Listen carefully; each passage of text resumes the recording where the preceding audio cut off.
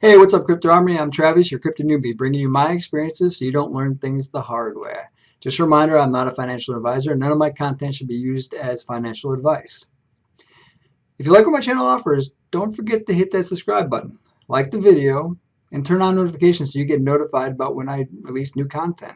It really helps the channel grow and really helps it get to the other people that might find my content interesting. So what are we going to cover today? Today I thought we'd cover Saitama. And here's the website for Saitama for you to take a look at as we go through this. Now, this is my first, except for LF0, this is really my first review. And I didn't do the same kind of review on LF0 just because it hasn't even launched. So most of the tool would be pretty much blank if we did this for that particular project. Because all they've got right now is a website. They don't even have a token. They don't have a blockchain. So for anybody that's going to be critical of not doing this process with that one, that's the reason. And I really wanted to get the information out there for everybody so they could consider it before the launch. Now, what do we cover for my fundamental analysis approach? So broadly speaking, I cover the team, the use case, the white paper, the roadmap, and the target market. Now, what does that mean? What does that break down to? So here's my assessment tool. And you can see it's already pre-filled for Saitama based off my review actually a while ago when I first did this one, but I've updated it since they've released a new website, so it should be updated for this particular video. But these are the things I look at.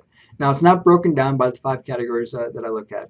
It's all of those 5 categories are encompassed by this entire product. So the first one's the website review, and I look at the entire website. I look for spelling errors, grammar errors. Are there issues if I click the link it doesn't go to the right place? I did an in-depth analysis of this in one of my last 2 videos. So if you're interested on that, I'll put a link in the end of this video for you to click on that and get the in-depth of this. But this is broadly speaking what we're going to look at. So feel free to pause the video and then take a look at this more in depth. That way you understand what the score means when we get to the end. And with that, let's jump in. So what is Saitama? Well, first of all, Saitama Inu, you should know the name of Saitama Inu, even though on the website here, you see it's only Saitama. Initially, when it launched, it was called Saitama Inu. So it was in the Inu craze that everybody's been jumping into these days. So there's like dozens of Inu coins out there these days. It launched back in May, the end of May, around May 31st, if I remember correctly, on the Ethereum network. So yes, you're going to have to pay those high gas fees if you want to buy Saitama. But they also changed their name a few months later to just be Saitama. What is the name Saitama and why did they choose that? Their brand and token name took inspiration from the legend of a mysterious ghost dog that is said to be roaming the mountains in the region of the Saitama in Japan. Multiple sightings have been documented through the centuries, and the Mitsumini Shrine in Chichibu is dedicated to the wolf-like beast, revering it as a guardian against misfortune.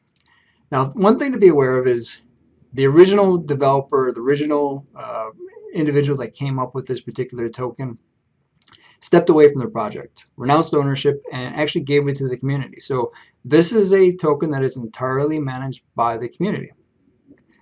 Completely. They were initial investors in the project, and then when he renounced the ownership, they took the lead on it, and they've been developing it ever since. Now, in a couple of the videos that I've watched, the interviews that they've done with the team, they've indicated that the original owner is in the YouTube, in the audience, essentially watching the YouTube live video. So he or she definitely maintains close proximity to the coin and wants it to be successful. But based on what the development team currently said, that they left it because of family reasons. He had some personal reasons on why he wanted to get out of the project. He had some things he had to take care of. So, and ever since, the project's been doing well. They've got a good plan, a good future roadmap and white paper on what they want to do with this particular project. It was a fair launch, and if you're not familiar with a fair launch, it's governed by the entire community. Whether it's mining, earning, or owning, it's governed by the community. There's no early access to the token or private allocations before it became public. So everybody had the same opportunity to get the token. So they aim to make crypto purchase easy to understand, execute the purchase of, and finally use in the purchase of goods and service. They're also planning on building education resources for all their products to educate the public. And I think that's something that we really, my channel is called The Crypto Newbie. I'm focusing on a lot of newbie type videos to help people out. The community needs people to educate everybody on crypto. That, in many regards, I believe this is how I kind of see it, crypto's the future. And I think a lot of the community sees it the same way I do. I think that their goal is admirable. They want to, educate the community. So now, when they launched, they burned 49% of their tokens on launch. Currently, they have 55% burned. So they've already burned approximately 6% of their tokens just since launch in May. That's phenomenal. That's an amazing amount to burn already. How many tokens do they have? 100 quadrillion. It's a high number. In comparison, I reference SafeMoon all the time on this channel. They have 1 quadrillion. So you're talking 100 times more coins than SafeMoon. That is a ridiculous number of coins. Now, even if they burn 55%, or even if they burn 99%, 99% of 100 quadrillion, you still got 1 quadrillion, which is what SafeMoon started with. So what does that translate into long term? I don't think anybody knows, but it's a lot of tokens. And I think we can all agree 100 quadrillion is a lot of tokens. But they do have burn mechanisms put in place to burn the tokens, clearly, since they've already burned off 6%. Now, if you've already been to this website, you might notice it's new. They had some initial issues with their website. They ended up using a template, which I don't have a problem with templates. I really don't. As long as you mold the template to your project, and that was a complaint when they first launched it for me as well, is they didn't mold it. There's things on their website that didn't make a lot of sense. It really looked like they took it out of the box, changed some of the words on it to make it theirs, but left the graphics and some of the other things the exact same, and the graphics didn't really mean anything. There was no purpose for the graphics that were on there, so they didn't make it their own in that regard. They did do the text and some other things, but there was a lot of issues with that particular website. Now, this one's completely new. They say they hired a development team. It looks good. It's definitely a step up over the first one. So when we're talking about that assessment sheet, it looks good. It's a well-maintained website. I have no complaints on this particular website. No, I couldn't find any spelling or grammar issues. All the links seem to work correctly. I was having some problems, but I think it's more of a linkage issue, not necessarily that the website had issues, because it was working earlier, or yesterday when I was looking at this. But today when I was looking at certain aspects weren't loading correctly, mainly in the price data. So when we get down there, we'll see if they're the same issues there. How is Saitama different from other tokens? Let's scroll down. Let's see. So again, you can come take a look at this website a little bit later on. Actually, let's just jump down to ecosystem. So here is really what is different about the Saitama token. And it isn't the passive income. There's a lot of tokens out there that have passive income, 2% of every transaction going back and being redistributed to the holders. That's not much different than staking, right? So that's a built-in staking function. All you have to do is hold it, and you get 2%. It's a deflationary because you're constantly burning transactions every single time. It's this part that's different. This is what other tokens don't have, is anti-whale trap. So we want everybody to be encouraged to buy in to Saitama. And I'm a holder, full disclosure. I bought Saitama. I believe in this project. If you watch the videos with some of the interviews, and maybe once I learn how to do live streams and I get more proficient with that, maybe I'll ask if they want to do a live stream with me and get on this channel as well. But the anti-whale trap is really what differentiates them. Now, there's not a lot of information throughout the website on what this anti-whale trap is, and I would encourage the team to explain that, put that information out there so it's clear to everybody that invests what an anti-whale trap is, because we understand the mechanism. So you get a huge fee if you sail as a whale, but how many tokens do you have to sell in order to trigger that anti-whale trap? And how I've heard them explain it over some of the videos I've watched is essentially if you change the price of the token, the micro price, by 5%, then you spring that anti-whale trap. And I've heard it said that it's either 50% or 60% essentially of your money is wiped out. So if you had $2,000, you're down to $1. I have zero intentions of selling all my tokens, and I don't think it would trigger the anti-whale anyway if I did. But I would definitely be upset if I lost half of my holdings because of the anti-whale trap. Initially, and I bought in when there's about 10,000 holders. We're up to about 50,000 right now. I saw a huge dips in prices, and all I kept thinking is, I hope that was a whale that got that massive fee affixed to him.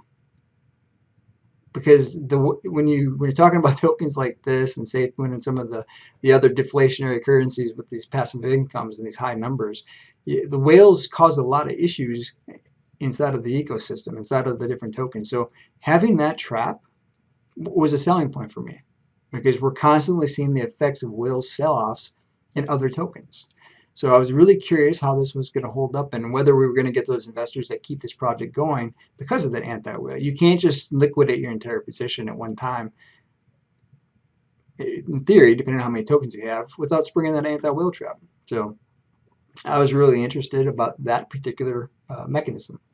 And that's one of the selling points on why I bought this particular cryptocurrency.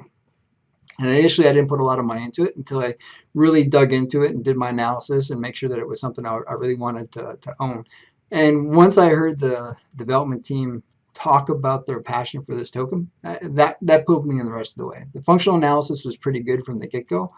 There's a lot of positives for this token, but at the time, this was a couple months ago, there wasn't as much information, not as many things had been done. The website was still a template, so there's a lot of detractors initially.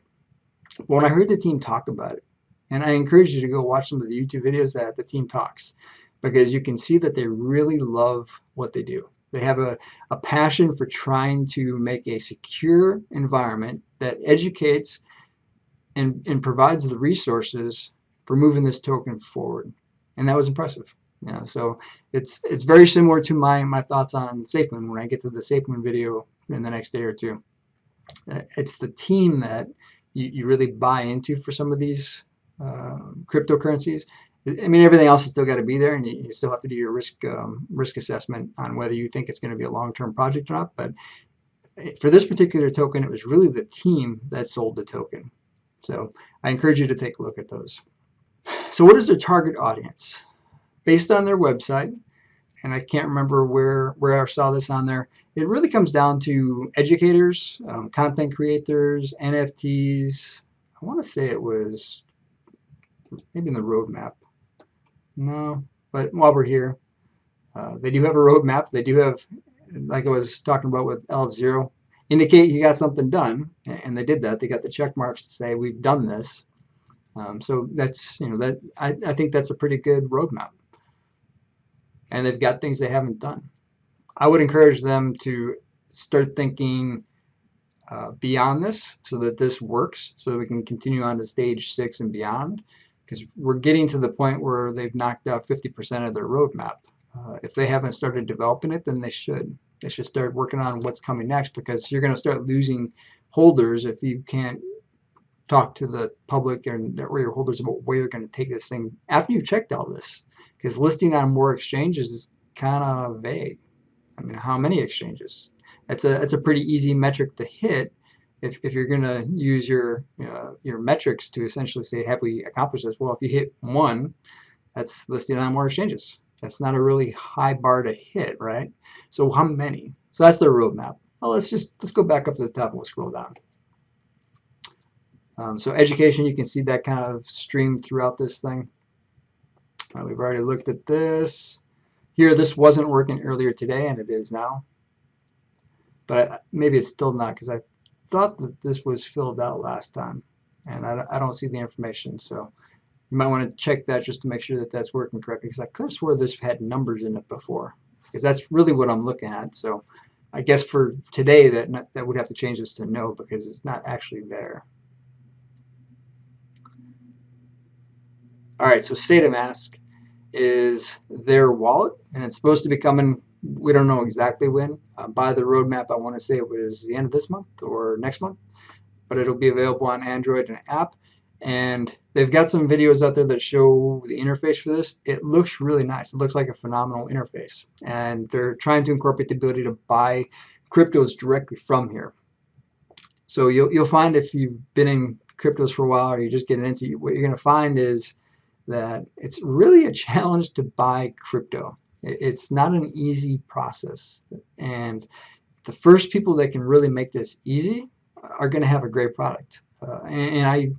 In one of my videos, I talk about Coinbase, and that's one of the things that Coinbase does really well is you've got the ability to buy right from their app using your credit card. Now, you can only buy certain tokens from their app, but if you can build it to the point where you can buy Saitama directly from the app using your credit card, that'll be a huge buying point or investment point for people to get into Saitamask, is the ability to buy directly with your own credit card Saitama. I'd love that. I'd use the app just for that reason alone, to avoid all the extra fees that come with buying Ethereum and then transferring Ethereum over to Saitama. Each one of those transactions costs money. So if I can get it down to one transaction and it's cost effective, heck yeah, let's do that. So some of the platforms. So Saitamaker is their approach to making NFTs, and there are some NFTs listed on this website. So when we get down there, that's what I was looking for a second ago. I think I hit one of the buttons last time to look at things, and it's probably just better to scroll down. And then they're trying to build educational videos directly into the different products that they build, which is awesome. So I don't have to go jump on YouTube to find out more information about how to use X, Y, or Z. I just go right inside the app and look for a video or a how-to on how to do something. It's a great idea. That's really the problem with a lot of different tokens out there, is their information is fragmented. You have to go, almost every time you have to go to YouTube to watch a how-to video for something. And then their Saitama. In many ways, I see Saitama as possibly being very similar to their wallet. You don't necessarily need a huge, robust interface. You know, Uniswap or ShibaSwap or PancakeSwap, all of those work really well from dApps. So it's not necessarily a market, but in many ways it is. So if they can incorporate a couple extra features like limit buys and limit sells, you know, that would be a significant improvement over some of the other DEXs that are out there. And I hope that they incorporate some of those features into their Saitama, whatever the final product looks like. So the white paper. So here's the white paper. I went through and highlighted some stuff earlier today. And again, you can click the link. This is the file I downloaded so that it would be a little bit quicker for this process. So 93% of Gen Z say they feel confused and frustrated when the subject is finance. So that's one of the reasons why they're trying to work on the education. And you can see, and this is again one of my complaints for every crypto that's out there, is when you make changes to one part of your business model, make the change across the board. And so you can see Saitama Inu is still there. And I actually had that highlighted on the first page. I forgot to talk about that. But you know, go through the white paper and remove Inu, because you're going to confuse people. They've been seeing Saitama. They don't know what Saitama Inu is. And the further you get away from the name change, less people are going to know about that. I want to say in the last week or so, there's been almost 10,000 people added for holders. If they saw Inu, they might be kind of confused. So my recommendation to the development team is do an update. When you make those kinds of changes, go through and revise things. All right, so back to the white paper. And that's not a spelling or a grammar error. That's more of an updated aspect. So here's where I was talking about as far as, you know, what is their target market. So you can see educational partnerships, the social media channels, content creators for NFTs, obviously the community, and media partnerships. What I'd like to see here is a broader perspective on what is the target audience. Now, I think these are good core aspects, but if you're trying to potentially replace the monetary system, because there's a little bit of a reference to that within here as well, but not a direct assault on the monetary system, you need to do partnerships with governments. You need to do partnerships with businesses. You need to be able to actually buy something with Saitama, and you need to start working those deals in order to get that implemented. So my recommendation, if that's something that the team's trying to do, is put that in here so that the target audience becomes clear, and that when you're doing your different business decisions, it links back to what you initially said your plan was for this token. And then there are dynamics, which we've already kind of talked about, as well as the roadmap is in here as well. The other roadmap's more updated, so I would go off of that one. But you can see, you know, they've got a well-constructed white paper, and it hasn't really changed that much.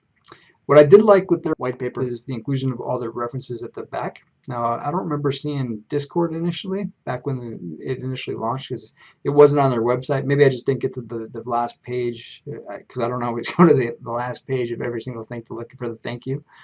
That I don't need to see that. I'm looking for the content, not necessarily the closing comments. But it's a good white paper. I didn't see any major issues with it. From there, let's go take a look at the website again. All right, so the contract address. Now, not every token puts their contract address on their website, and I wish they would, because if you go to Twitter, or if you go to Discord, or you go to all these different websites and pull a contract address there, you might not be getting the actual contract address. So it's better to use directly from their website the contract address.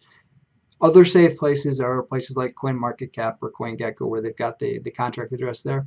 But it's always best to go back to the website. This is the best place to get that from, to make sure that you're buying the right one. Because sometimes, especially for the newer tokens, they don't populate inside of the wallets out there. So you have to manually add them. And if you use the wrong one, it might work.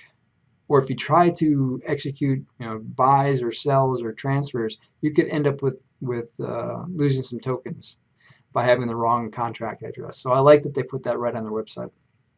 I kind of feel like it should be at the top of the website, but I mean, and I don't know that it necessarily needs this much information, like this much of your website, but that's more of critical assessment. It's irrelevant. And then they've got the how-tos to include pictures.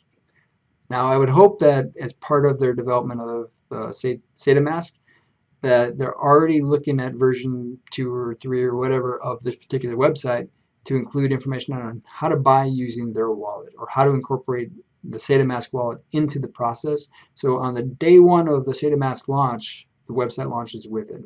And you've got alignment across all of your business activities, whether it's the website or the Discord updates for the community assistance, or whatever we call them these days. That way everything goes off without a hitch. It just looks more like you're running a business when all of your business operations are going the same place at the same time in alignment. Roadmap we've already kind of talked about. They are very transparent. And here's the team. And this is on my weighted functional assessment. This counts for a lot of points for me. And a lot of times I see Russell on a lot of videos, YouTube videos. Steve at the Rocket, I can't remember the full name, but he was big on Shiba Inu when it first came out, and that's kind of where I watched a lot of his videos when it was on Shiba Inu. I watch a lot of them now on Saitama as well, but he actually joined the development team here. So most of his YouTube videos are out there as well, and he'll generally do interviews as well with the core team. Nam's on a lot of the videos that are out there. So you'll see most of these folks on a regular basis on YouTube talking about the product and answering questions from the community. So I'm all for doing interviews with the core team. If my channel ever grows, reach out and let me know, and I'll try to figure out how to set one up. And Saitama Audit, they did have an audit, so let's take that up. Now this one was interesting because it doesn't have a score. So their audit, and I actually prefer like CertIC audits, and there's a couple other audits I prefer a little bit more than this one, but an audit is always better than no audit. This is one area that I actually think that at least in the US, the federal government should regulate. It's certain aspects of auditing processes. I don't think you should be able to launch a crypto without doing an audit. That's just my 2 cents. If you're serious about, and really you as the development team, shouldn't release it without an audit either, because how do you know that you didn't make an error in the code? How do you know you're not going to lose everybody's money? So I tend to think that before you release, you should have it. So they did have an audit. That the information is contained in here.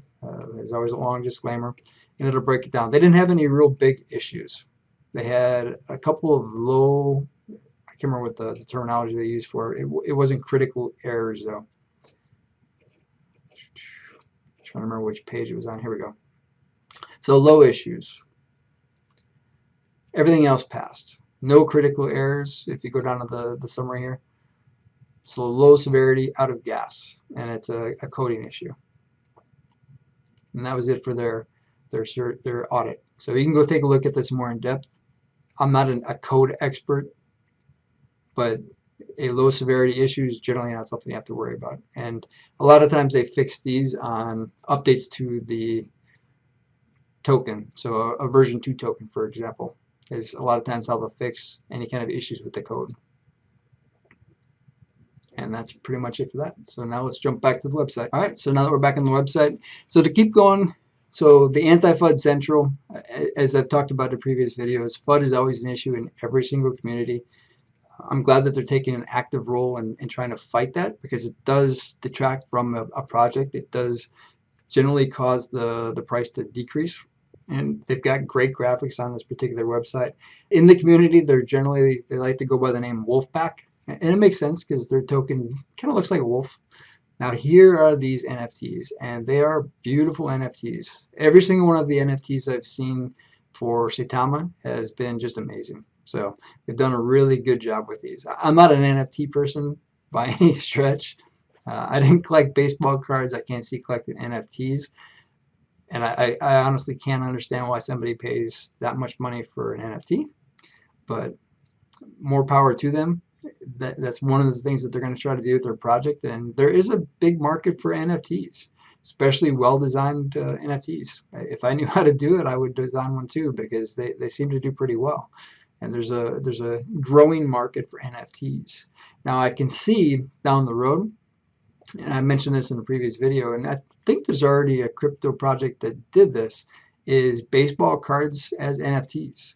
I believe that's already up and running. So maybe there's a partnership in the future with baseball league or football league or Topps or whoever does baseball cards these days to put NFT baseball cards out there and sell them this way. I mean, you can do the same thing you can with a baseball card. They're numerically numbered. You can have X number. So you can do a lot of cool things with NFTs in that regard.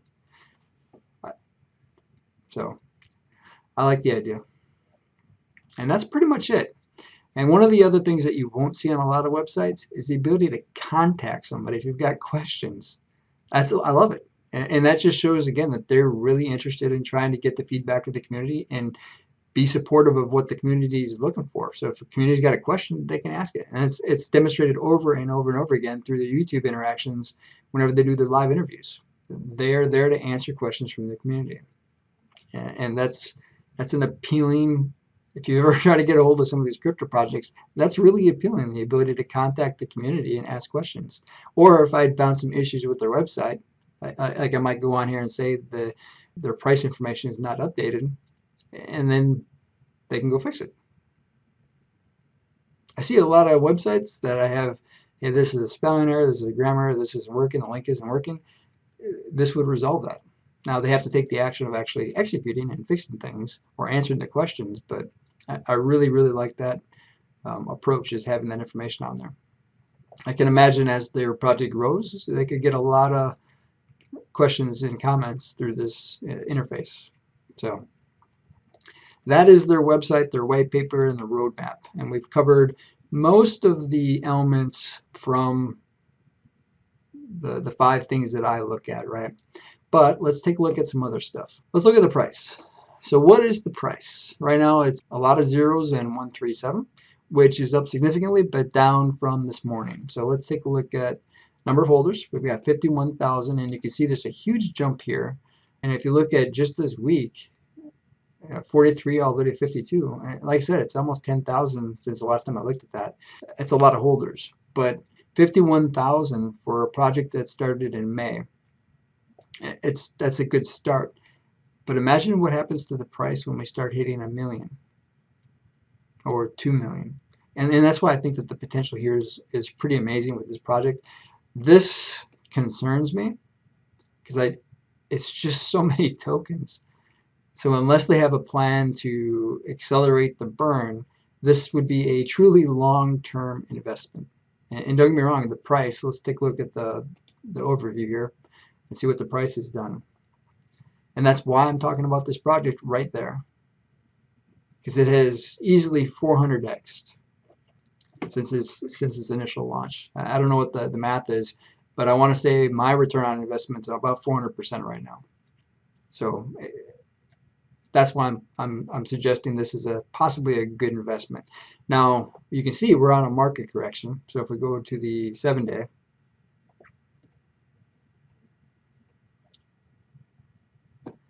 we're on a market correction, which is expected. And if you looked at the technicals over the last week or two, you could have sold 5, 6, 7 times because the technicals were saying sell, but it just kept going up and up, and it would level off for a little bit, it would dip just a little bit, and then it would jump back up. You can see that that's essentially what's been going on here. So I don't know if we're going to finally start doing our correction down, but most corrections you don't see a huge drop. I will show you a different one here in a second where that's entirely possible as well, where you do see a huge drop back down to, maybe this right around here, or lower potentially. So I don't know if that's going to happen with this one. I think that anti-whale mechanism has been working pretty good. There's a lot of people that just hold and hold because they don't want to have to lose most of their gains just by selling. But this is impressive. It's an impressive 3-month gain. And I think this is just a data glitch right here. That's what I would attribute that to, is a data gain issue or some sort of data point issue. Now, if you're a holder and you're watching this video and you have your Saitama in your Coinbase wallet, be very careful not to sell right now because there's something really weird happening with the Coinbase wallet. I've already contacted the technical support there, but the price and per the token doesn't work out to match what is on here. It's significantly lower for some reason, and they responded back saying yes, there's an issue with how their wallet is pulling prices right now. So I would not sell on the Ethereum network, and I haven't been just because of the gas prices for a while. So I haven't been doing anything on the Ethereum network just because of gas prices, and they generally have the gas price up here as well. So 93, great. It's pretty good. It's pretty high up there for gas prices. But that's kind of where we're going with Saitama. Again, I'd be surprised if this trend upward continued for too much longer because that's a significant increase.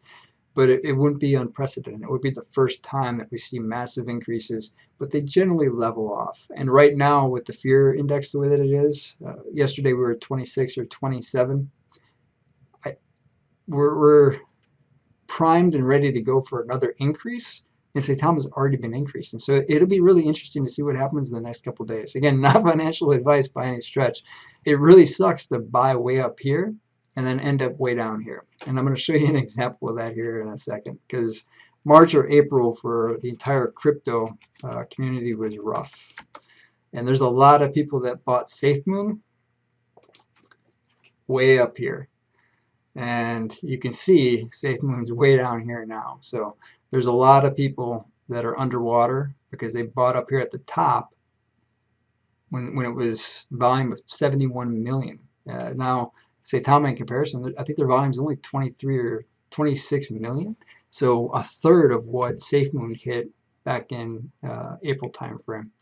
But imagine buying at 4 zeros, I think, 4 or 5 zeros, 6, and then you're down here at 5 zeros, 1, 2, and 148. So yeah, that could possibly happen. I don't think it's going to. I think it's unlikely, but that's a possibility. And I hate buying when it looks like Saitama's graph right now. So because I suspect it's going to do a correction, and a lot of the technicals are showing that it's going to do a correction, but the last 2 weeks it's been wrong on the technicals, so you can pretty much throw the technicals out the window is a good way to describe it for Saitama. But you can see I'm excited about this cryptocurrency, and it's not just because we're up. I've been excited about this one since day one. This is the only cryptocurrency that I made my daughter invest in. Granted, she's in high school, so she doesn't have much choice, but she hasn't invested in any of the other cryptos. This is the one that I had her invest in because I feel pretty strongly about it. My only long-term concern is these, and in the long term, it'll work itself out. It's just how many years it's going to take to get the price to really move upwards when you got a max supply that high.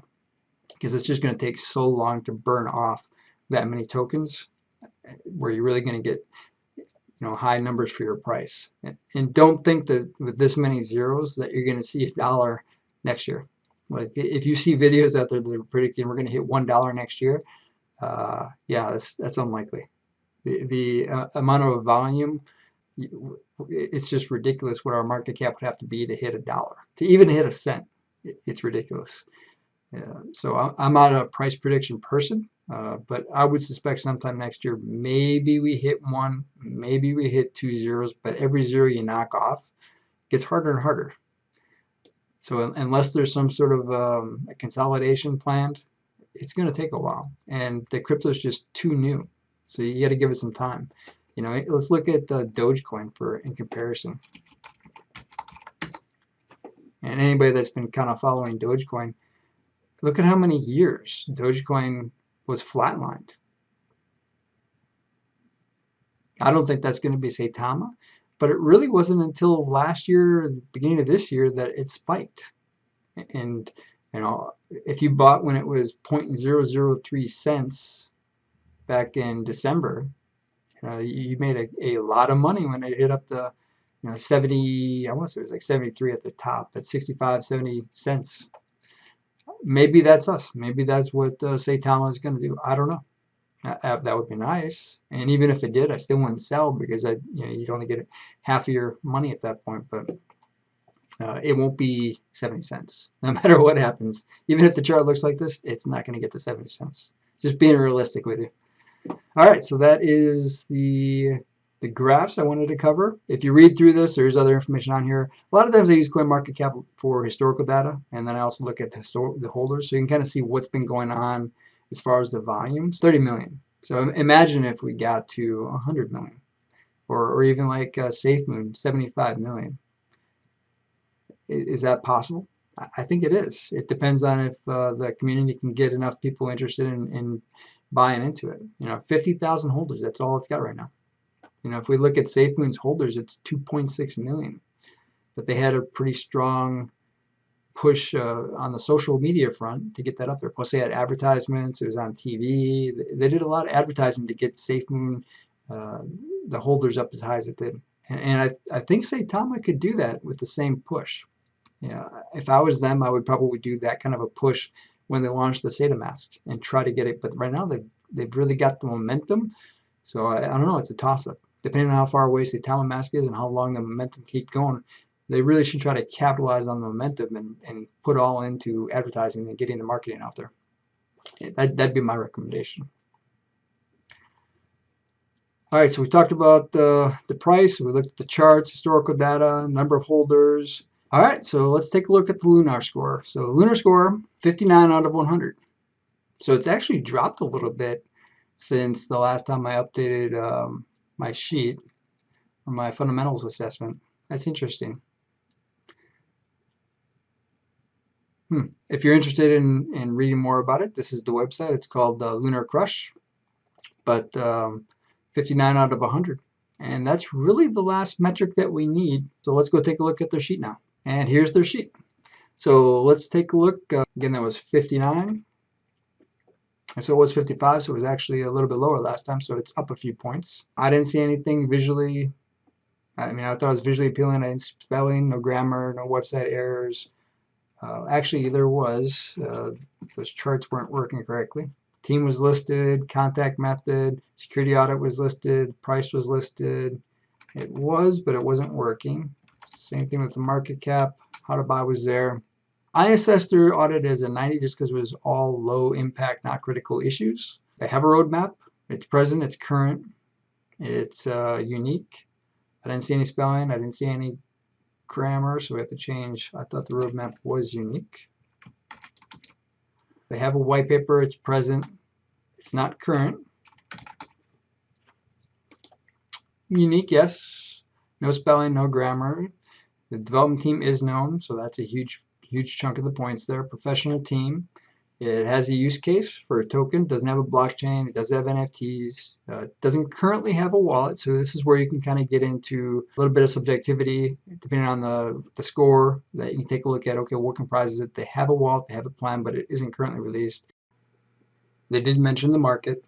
They don't currently have a swap, although it should be incorporated into their wallet. No game software.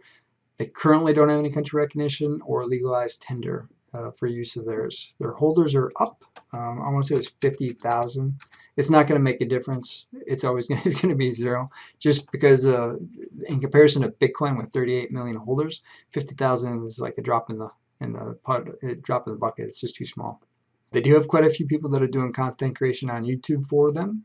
They've got a Twitter and they've got a Discord. And for their target audience, actually I'm going to lower this a little bit. We'll give them 12 just because they've only really got 2, maybe 3, and most of it is really us. So the educators is one piece, and they do have some other stuff in there as well. So I'm going to put it at a 12 out of 20. I think that's a fair score. And that's where they come out, 358 out of 568, which is a solid B, which for me, that means that this is probably a strong project for investment. You'll notice that CoinMarketCap doesn't update correctly for Saitama, and that's just because of the number of zeros is part of the problem. And it's a fairly new project as well. CoinMarketCap is not exactly clear on why they don't update certain information from certain tokens. I wish their data would be updated. It would be nice, because some of it's there. It's on their website. This pulls from their API, and for some reason it doesn't pull. I don't have the reason for that. A B. And for me, that's perfectly good, but you can kind of look and see what, they get a couple points here. They really can't improve much anywhere else. Holder strength is going to come with time. Even Shiba Inu with 600,000, they got two points. So when you're talking 38 million for Bitcoin, you got to get a lot of holders to be competitive against Bitcoin.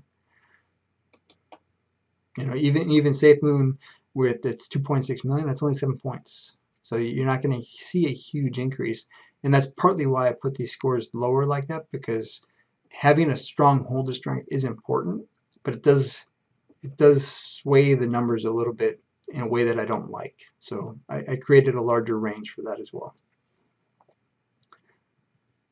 All right, well, that's pretty much it for my fundamental analysis of Saitama. I am going to do a video on SafeMoon, and there's going to be certain aspects of that video that will be relevant to Saitama, specifically how the reflections or the income or the rewards or whatever you want to call them, what those really mean in the big picture of things. SafeMoon is a community that really jumped on that, so I'm going to put that content in a video specific there. Most of the content that I cover there is going to be applicable to Saitama. So I might even call it, Saitama and SafeMoon, but just about all the new tokens do this. So maybe I'll come up with a different name for it, but that video will be applicable to this token as well. And really what it comes down to, and I'll explain this in greater depth in the video, but what matters for coins that do rewards or the distributions or reflections or whatever you want to call them is volume. So the greater the volume is, the more money you get in those tokens. So that 2% could turn into hundreds or even thousands of dollars per day with high volume. And the math works the same for any of these tokens. Any of the tokens that do these distributions, all that matters is how much you own, how many of the token you own, and then what is the volume. The price is irrelevant. So, and that's the interesting thing about these tokens with massive total supplies, is it's not necessarily the price that matters, it's the volume. So even Saitama, if it could get a volume of $1 billion, you're talking potentially thousands of dollars every day in rewards that you're getting from all those redistributions of the 2%.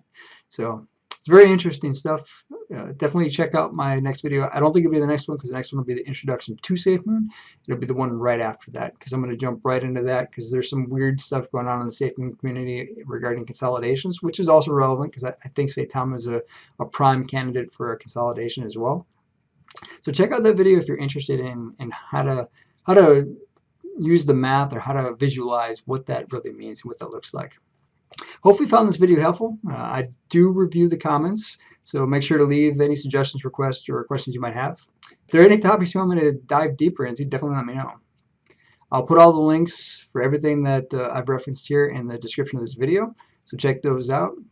For my next video, like I mentioned, I'm going to talk about SafeMoon and then talk about some of the math associated with SafeMoon and tokens like this, or Saitama. Just a reminder, if you found my content helpful, please hit that subscribe button, hit that like button, and it might help you watch my content if you turn on notifications so you get notified when I post new material.